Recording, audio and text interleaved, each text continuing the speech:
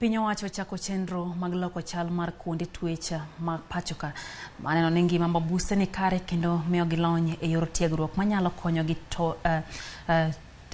tokwuok e ute mag twech. Kano wuok gi jofwambo e boma Nairobi, jagoro mongiyore migawo mar kuonde tich Mary Muthoni olero ni gisetimo limbe kuonde twech maromo 76 pachoka, mano matwako jodito mopogore opogore migawo mar twech kaka yo mar neno ni ngima jotwech ober kendo duoko piny dhugni mag mabuse. Muthoni osingo ni migawo mar twech osechako chenro mar pidho yiende kendo nyaka sani gisepidho yiende maromo 2,000 kaka yo mar chopo lek piny owacho mar pidho yiende bilion 15 kendo bero chal mar aluora ma pachoka.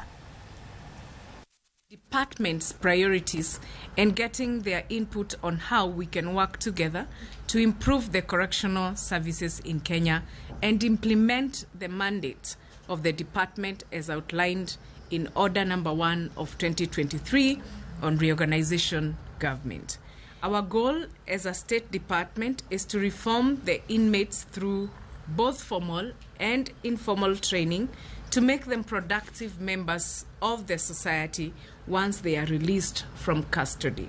One of the areas that we have been very keen about is decongesting of our prisons. The current occupancy levels in Kenyan prisons reveal a severe overcrowding issue leading to significant challenges for management, including inadequate resources